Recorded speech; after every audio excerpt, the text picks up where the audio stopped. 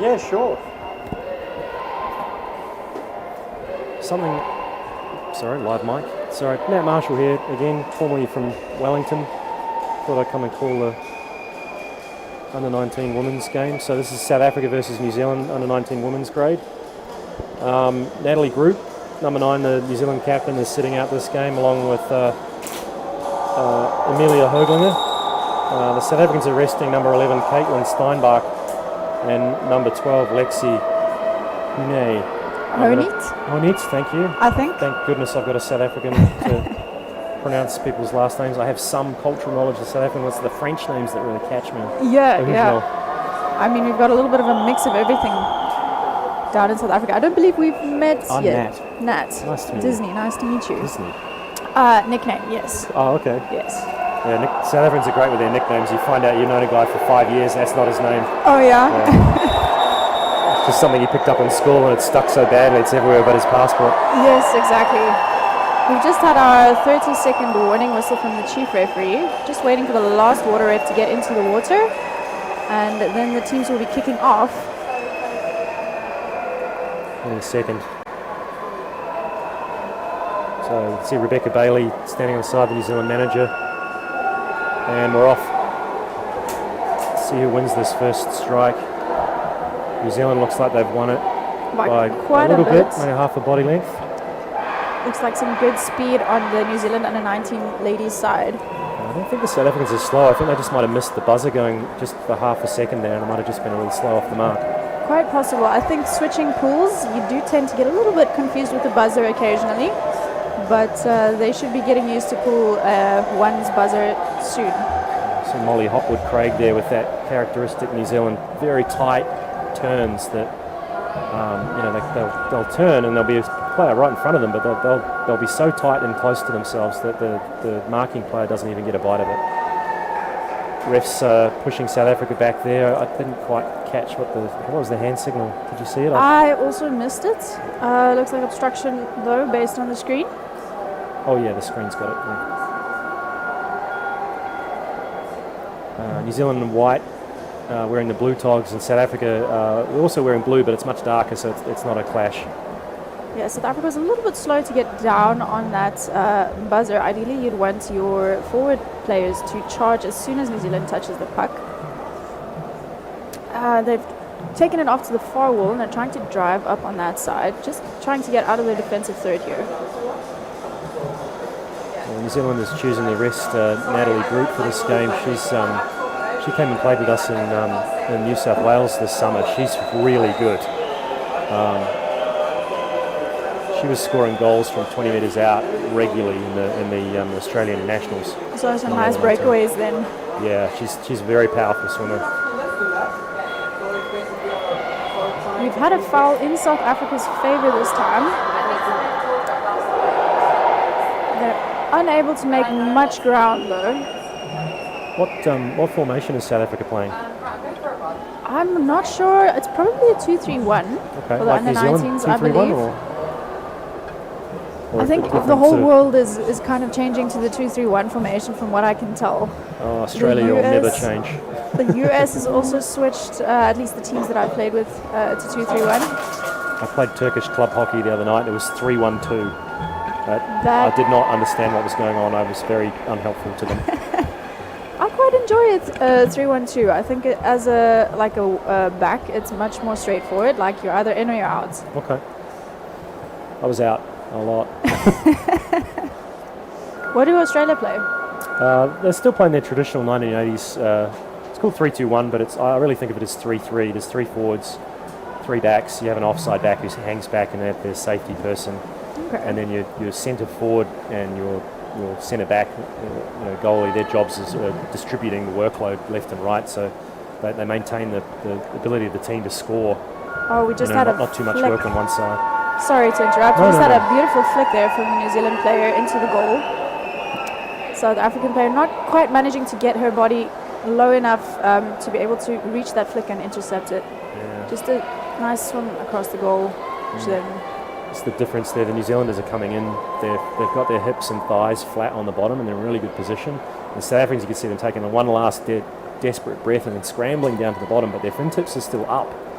and so they run the risk of just getting what we call cat flapped. You just get knocked. And, Yes. And, you know, It's not a very tipped upside powerful down. position to be in at all. All right, here's a fair test of the thing. Yeah, New Zealand's still winning by a good Still couple of winning, feet. but it was a little closer this time. Did they say who scored the goal? I missed that. Yeah, I missed it too. Sorry, folks. What time is it home in South Africa just now? It's a 1 hour difference between here and Turkey, so we're at 12, so it'll be 11 in South Africa. It's sort of 9 o'clock at night in New Zealand, so At least it's not 3 in the morning. Yeah. So we have some spectators, some of the teams watching at 3 o'clock in the morning. Stick infringement against New Zealand there. so 4.5 minutes in, 1-0 to New Zealand. I think when you're defending, having the puck in the corner is good to regroup, but sometimes it can be quite difficult to get it out of the corner, so getting an advantage puck here is actually quite convenient. We've got another stick infringement. Oh no, that was the previous stick infringement. Foul called against South Africa this time. Obstruction. Just a recap of yesterday's results. This New Zealand team beat Australia 13-0. South Africa got beaten by Great Britain 8-0. And a close game against Turkey 5-3. The Turkish girls are good. Hard and flat on the bottom. What was the other New Zealand result? The close game between New Zealand and France yesterday, 3-2. So I guess on paper you'd probably say the New Zealanders are the favourite for this game. One of the South African girls is getting sent to the sin bin. It's number one. Number one is Chloe, I forget her surname, Pieterse. So one of the more experienced players on the team. This will be her second Worlds. We've got quite a green team on the South African side. Only 2 of our players have played Worlds before. It's so hard to play multiple Worlds. It's 2 years apart in an under-19 team. You've got to be pretty young the first time. Yeah. So Colombia is currently at the end of yesterday's. Swim around and no one was there. Sorry to interrupt. No, please do. I'm doing background stuff and you're actually calling the game. We're teamwork. Yeah. We need to give them some stats and we need to give them some what's actually happening. Someone's got to pay attention. Molly Hopwood-Craig's credited with the goal. Colombia was leading the division last night. The CMAS website's a PDF, so it doesn't have a live update.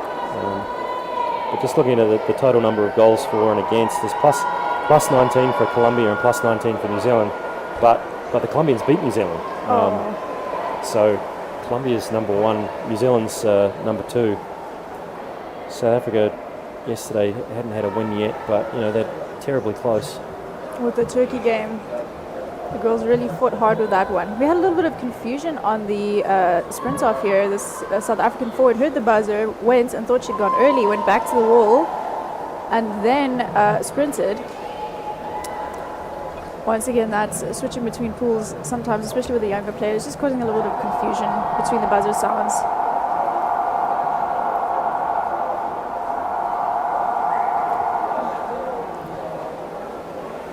New Zealand just deftly manoeuvring around the last South African forward, but there's 3-on-1 right in front of your goal. There's not much you can do there, especially when there's 2 on one side and 1 on the other.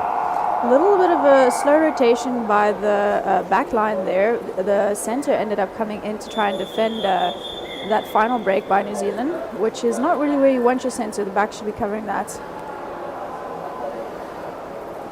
South Africa has requested a timeout.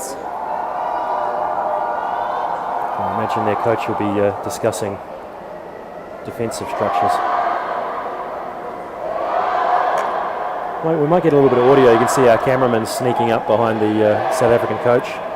If the commentary's in Afrikaans, you'll have to translate for us.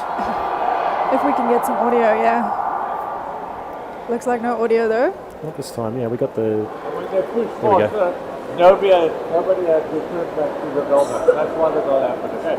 So make sure you don't forget the rotation on the wall, okay? Make sure you don't forget the rotation on the wall from Coach Rian there.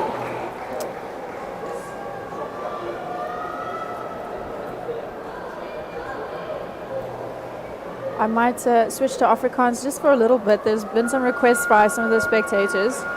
If I remember, I mean, I promised yesterday, but you get so into commentating, you forget to switch over. That's okay. I just did one with Remy in French. I think I've got about 10 words in French, so that worked great. We can do that. We can switch Afrikaans to English. I mean, well done on 10 words in French. French is challenging. New Zealand is driving it off the wall, so the distinctive wing to centre to wing manoeuvre. Suid-Afrika het dit wel reg gekry om hulle heeltemal oor te druk na die ander kant van die swembad toe. In die hoek ingekry en hulle probeer nou uit die hoek uit dryf. Baie sterk dryf daar van Suid-Afrika se kant af. Maar New Zealand het dit gestop gekry. Die dryf is wel weer aan die gang. Skeieregter so klein bietjie in die pad daarso. It's gloving against South Africa. Dit is baie moeilik op die muur as jy 'n regspeler is soos wat maar 90% van die populasie is om te swem sonder dat die pak teen jou glove teen die muur opgaan. South Africa number 8 is going to have to get a little bit quicker at getting behind the referee's marks there. If she's going to be able to attack the New Zealanders coming at her. Dit vir my amper gelyk soos 'n illegal stop van die pak daarso met die linkerhand. Heeltemal per ongeluk. Maar die skeieregter speel heel waarskynlik advantage hierso as hulle daardie opgemerk het. Dogged defence by the couple of the South Africans there, but they needed a couple more of them to do the same job. New Zealand, playing the channel that we like to drive it down, not down the back wall is too crowded there. You bring it a few metres off the wall, and then you can get between the opposition forwards and their back line. And sometimes you can find space. There's no one there. New Zealand very successfully did that, and then got to the middle of the goal, squared it up, and went straight at the goal. You see the South Africans valiantly trying to keep them out, but there just weren't enough of them to deal with the 3 New Zealand girls on the bottom. I completely agree. We also don't like going around or towards the goal on that back wall, preferring to come through the middle. But oftentimes you'll find the less experienced players like these under-19s rather opting to fight up that back wall instead of listening to what the coach said and swinging it around. Nice manoeuvre there by one of the New Zealand women just to sort of helicopter the puck round onto the front of her stick and straight onto top speed. But the South Africans followed them all the way around there and shut it down. Just a slight handling error, I think, lost the puck off the end of his stick.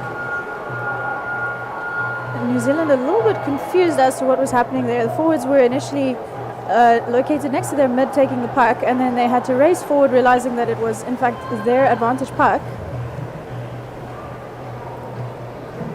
New Zealand's got a couple of different offensive formations for free pucks, so well, it might be that they might have thought that something had been signalled for the alternate way of setting up, and then realised that not quite so much. Yeah. I mean, it's better to be behind the puck than in front of it. Yeah. Oh, we've got a penalty. Is that a penalty shot or a penalty goal? That is a penalty shot. All right, so for people at home who are not fluently soaked in chlorine and underwater hockey, this is going to be a 2-on-1. The puck's going to start on the 3-metre circle, which is you can't see on the camera, but take my word for it, there is a circle around the goal at 3 metres. 2 New Zealanders are going to attack. The South African girl has to keep her hand on the wall all the way down, which is hard. And she if she saves this, she's done very, very well indeed. The New Zealanders fired the puck straight at her. That could get them in trouble with the referees, but no, that's a goal. So they've attacked her feet, which is what you're trained to do. It's very hard to turn and tackle someone, or 2 people who are getting underneath your knees. Goal there was number 3 from New Zealand, Molly Hopwood-Craig. Interesting with who the coach decided to have defend the penalty shot from South Africa's side. Number 10, Karina there. So he seems to be switching them out and giving everyone an opportunity to defend a penalty shot. Yeah, it's a bit of a thankless task defending penalty shots. I mean, you save one once in a blue moon and everyone thinks you're fantastic, but just got lucky. You got lucky twice. I tell people, you need the two. The two people have to make two mistakes for you to get out of that.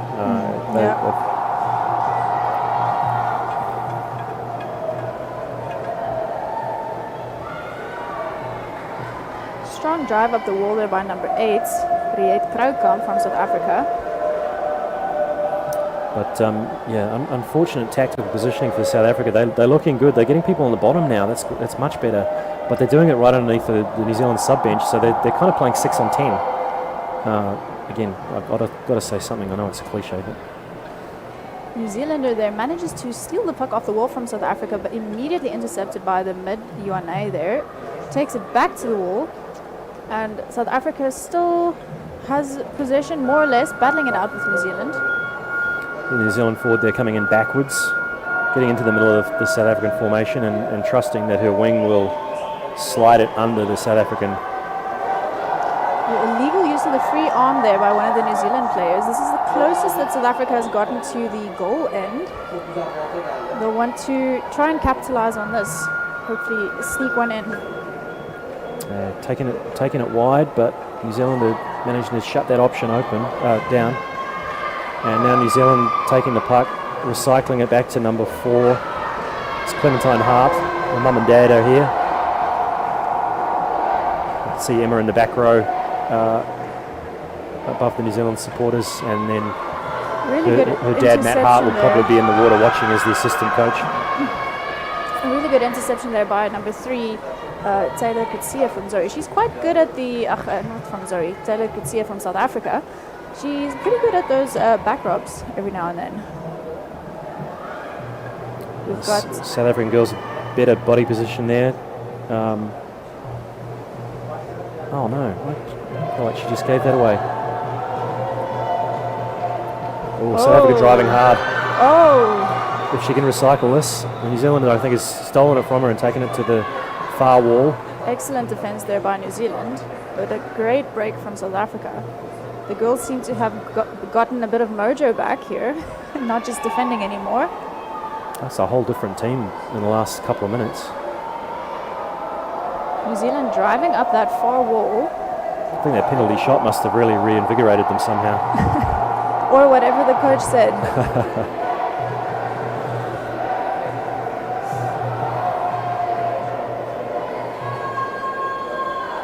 South Africa trying to swim across the goal, but New Zealand intercepting once again and starting to drive up the pool there. Number 6 has gotten it onto the wall. Quick sub out to get fresh legs in. It's Zoe Huang there with a good bit of tactical nous, taking it to a sub bench, getting fresh people in. We've got a call by the referees there, obstruction against New Zealand. And the referee is issuing a warning to number 11, I believe. 12. 12, sorry. So if... can't be 12 because that's Amelia Hoaglinger and she's not playing. Oh yeah, the chief referee... Maybe it was 3. ...has stopped the game, yeah. There was definitely a fist there. Molly Hopwood-Craig, the goal scorer, so...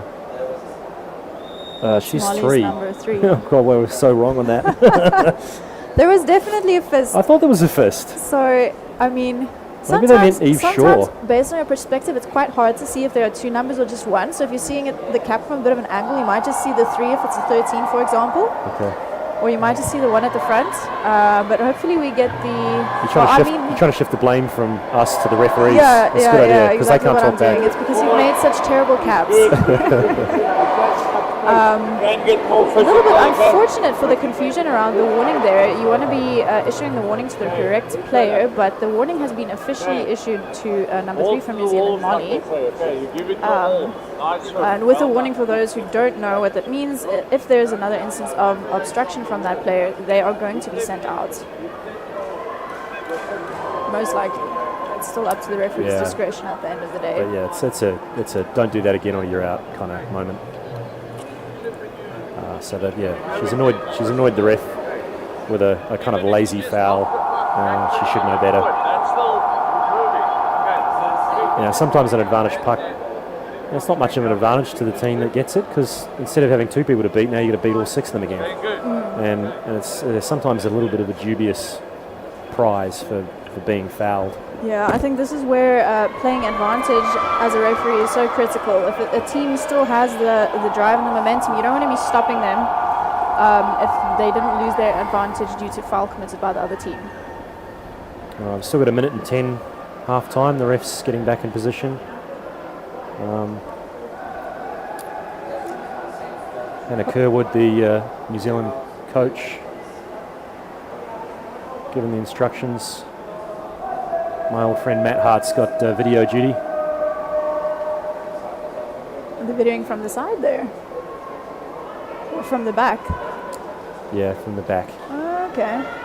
So strict new rules around only having sort of 3 people supporting the team. So in this case, New Zealand's gone with their head coach in the coach's box, their assistant coach out the back there, and their manager on the side. So somewhere around the place there's a couple of the New Zealand girls, Nat Root and Amelia Hoaglinger, must be sitting in the stands perhaps. Yeah, it's a little bit of a controversial change. The rules officially state that 2 support staff in the pool and 2 on deck. But I think due to like space constraints, the organizing committee decided to just opt for the 3. Yeah, so unfortunately that means the 2 New Zealand girls and the 2, well, I think the South Africans have opted to have one of their players on the side, one head coach in the water, and I guess there's their manager, assistant coach standing on the side too. Yeah, we've got Pamela McCaw, who's actually the head coach for all the South African teams, standing on the side there, and then the team-specific coach in the water.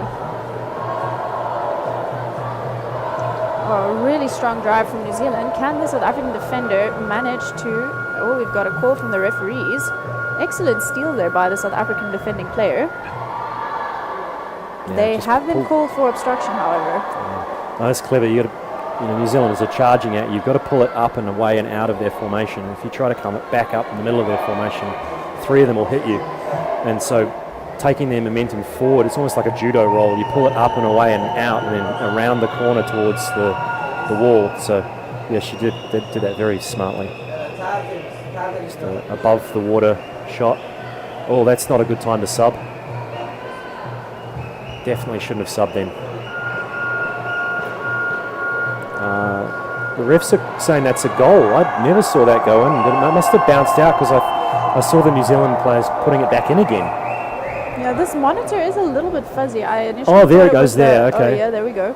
Okay. I initially thought it was the water quality, but just yeah. The monitor is a little bit fuzzy, especially if we compare it to the commentators next to us on the left here. Yeah, the referees assure me the water quality is excellent. Yeah, no, we've had no visibility issues whatsoever. If you get in on the one side of the pool, you can see right across to the other side. And again, that little tight turn the New Zealanders do, but then coupled with an underhand flick, so she's turned her hand upside down and then flicked it under her own leg straight into the goal, hard, flat and fast, and the poor South African defender didn't see it until it was already in the goal. Really very hard to defend. Really good kickoff from South Africa there, managing to beat New Zealand, I think, for the first time. However, we were unable to capitalize on that, immediately being driven back into our defensive corner. South Africans taking some very odd subs here. They're taking subs 10 seconds after they should have, and in the middle of play. It's sometimes it's better to just take a few breaths on the surface and get back in it than spend 25 seconds getting someone in and out. It looked like a little bit of barging from New Zealand there, going in maybe a little bit too hard with the shoulder, but it's also very hard to see from this side. South Africa running the puck forward well there. Just needs some more support, and I feel like she needs to swim. It's not swimming that hard because the refs called it. Illegally stopping the puck by South Africa. New Zealand taking 3 subs. 3 fresh players coming in. The refs are a little slow resetting that one, so South Africa not able to enjoy the advantage that maybe they could have had. But New Zealand can sort of muck around a little bit before playing the puck, but only a few seconds. Once again, South Africa is really just not applying any pressure on New Zealand off of that advantage puck, letting them swim those 3 meters before engaging, which is very unfortunate. Whose job in the South African formation is it to really go get, whoever's? It would be one of the up? forwards, but they need to, look at each other, decide who's gonna swim, charge, and apply that pressure. Yeah.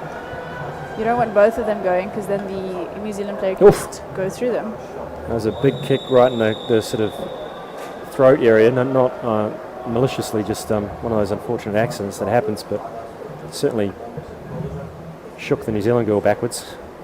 I like to say underwater hockey is a semi-contact sport. You're not supposed to make contact, but it's kind of hard to break in the waters, so you do end up making contact. Yeah, it's semi-contact, so that Eric Strelly from America had to design a special bulletproof mask for us all because there's no contact. I love his masks.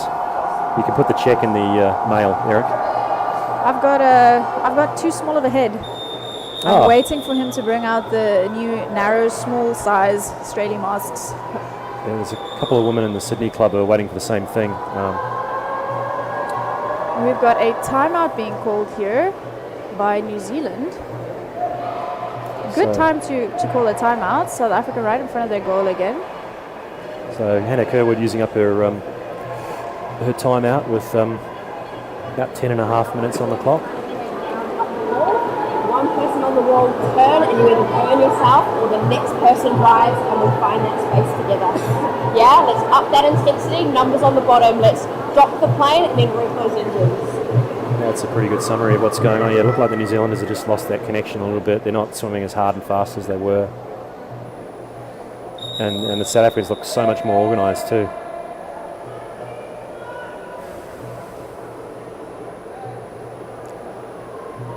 All right, let's see what the girls can do from here. So sort of like a 2-1-1-2 formation from the surface. That's an interesting maneuver. Oof.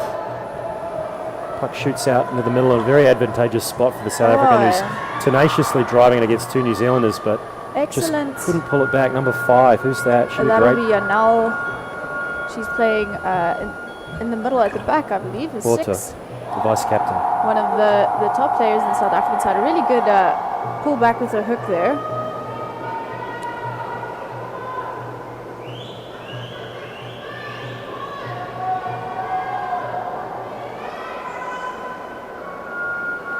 We just need to get Yanal some new fins. She's still playing with those Mares white diving fins. Oh, okay.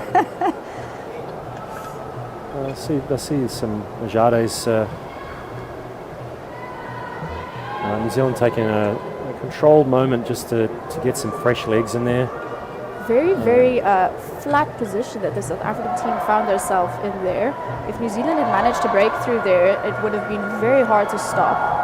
Riley Butcher just getting down there into the forwards position, coming in from that backwards orientation just to kind of dig it out, disrupt the South African backline a little bit and trust that her winger will get it up to her. Again, right under the New Zealand sub bench, so South Africa effectively having to play 10.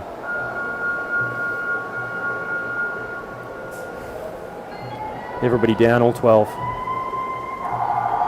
South Africans popped. Excellent pressure applied there by the New Zealand player on contact. that advantage puck. The South African player unable to make any ground. Amy Cilliers just clearing it out for her team.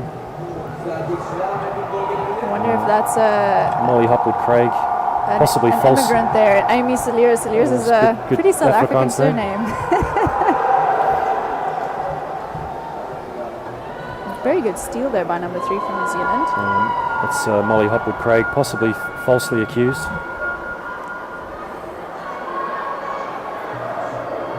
Couldn't see what the foul was there. I reckon it was something else the referee most likely playing it on. Well, it was a stick. Hopefully not against number 3. That was a very clean steal there.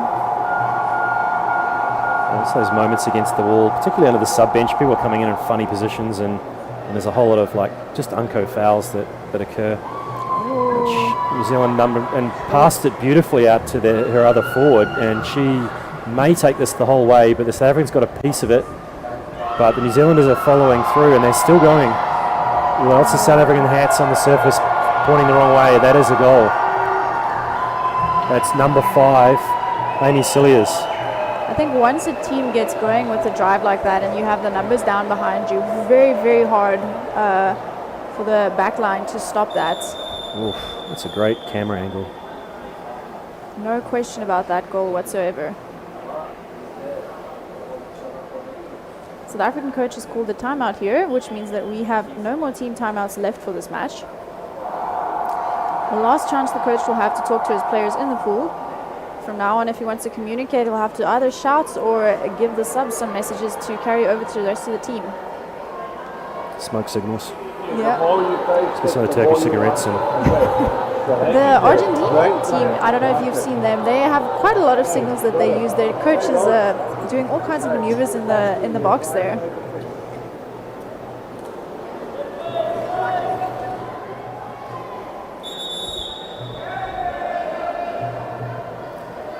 well, if most of the team speak English and Afrikaans already, why not just chuck in sign language as well? It would probably be really effective if we could learn it. Yeah. Downside is the other team can just totally listen into what you're up to. I think this is where some of the teams that speak some more unique languages, like the Turks, for example, have a bit of an advantage. You can't really listen. That's how we felt about the South Africans back in the day, because it's like we didn't have a word of Afrikaans amongst a lot of us. We've gotten a bit more English in the meantime, hey? Well, we had a few words in Afrikaans, but I'm not going to say them. Or did they teach you the bad words in Afrikaans? Always the bad ones. If you're teaching someone some words from your language, you always go for the bad words. It's just more fun that way. Number 5 again. Amy Cilliers scored another long-range goal. Number 7 giving a bit of a wave to the camera there. Oh no, it wasn't. It was a team effort. The South Africans stopped the long-range goal, but the second wave hit them like a ton of bricks. I think there were at least 4 New Zealanders down there in the 3-metre circle, and a winger sitting out on the side ready to close that back door, but she wasn't even needed. But in great position. New Zealand seems to have gotten their mojo back before these 2 goals, and the results being these 2 goals they've just scored.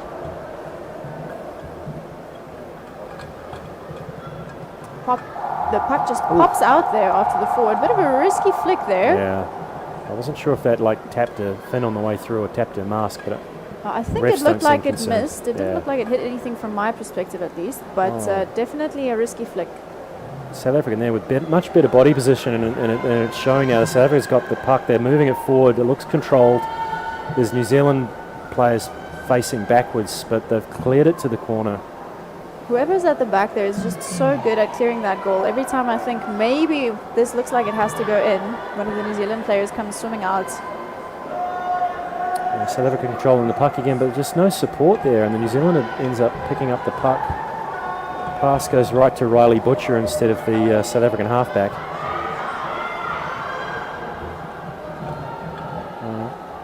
Is their coach going to be happy about them sort of continuing to attack the corner? New Zealand taking a expansive look at the South African formation and deciding to swim it across the front of them. And it is in front of the New Zealand goal, but they are controlling the puck for the most part. Refs have called a stick infringement. So I think someone's tackled someone's glove instead of the puck.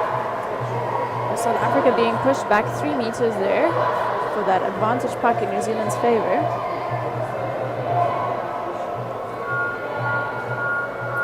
Four minutes 45 on the clock.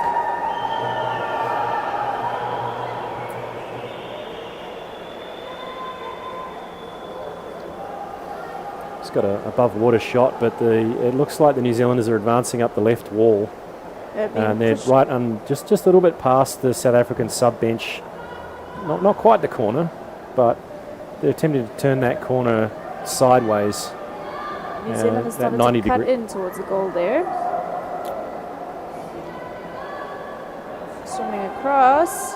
Lots of bodies on the bottom there. Looking for a winger.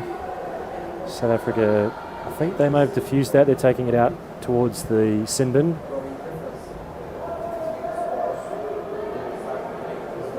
South Africa being too slow on the support there, allowing the New Zealand player to get into that corner before them.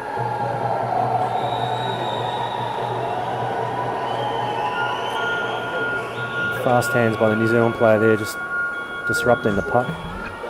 But it's against New Zealand for a stick infringement. So probably the movement before that one, just on that wall there, So the South African strongly driving it and then suddenly stopping, so it must have been a glove tackle. This advantage pack is taken by South Africa's number 5, Yanal. She flicks it wide to Oh number no, don't 9, stop there, don't stop there. Keep going. passing it to her wing. Tries to cut in past the New Zealand player, but the New Zealand player is not falling for it, and New Zealand manages to intercept.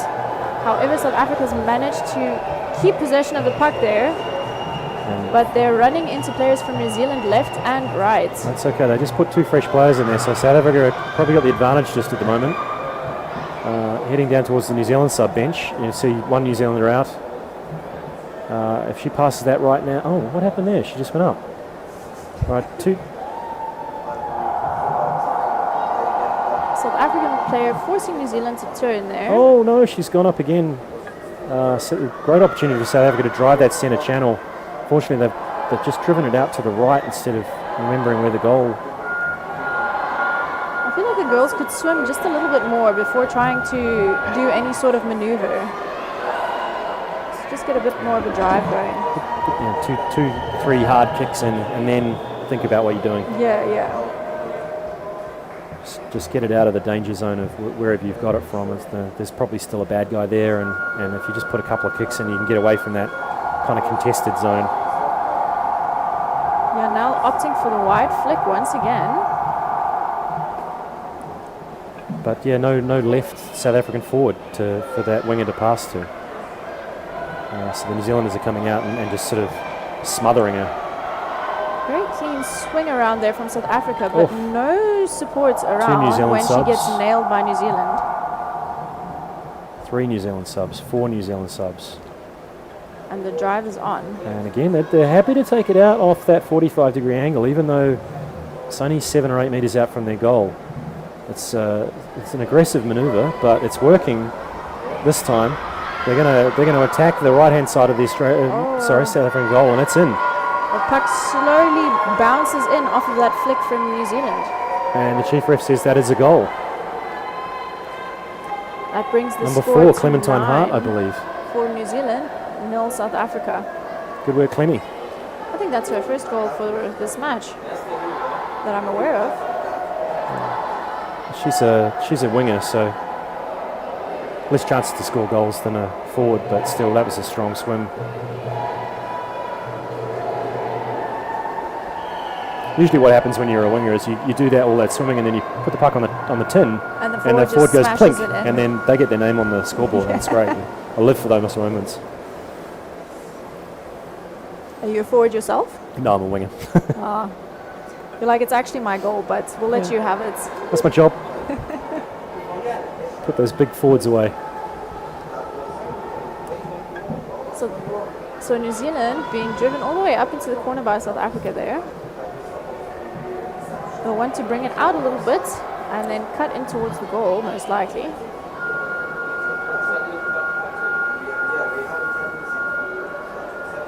And the corner rule being called against South Africa. Looks like one of the referees is trying to issue a warning there. Yeah. It's not clear if it's an individual or a team warning. How do you tell the difference between a team warning and So one person? an individual warning, you would specifically just point your fist with the thumb out at the person. A team warning, you would do a sweeping motion across so like the a team. cricket umpire signalling 4.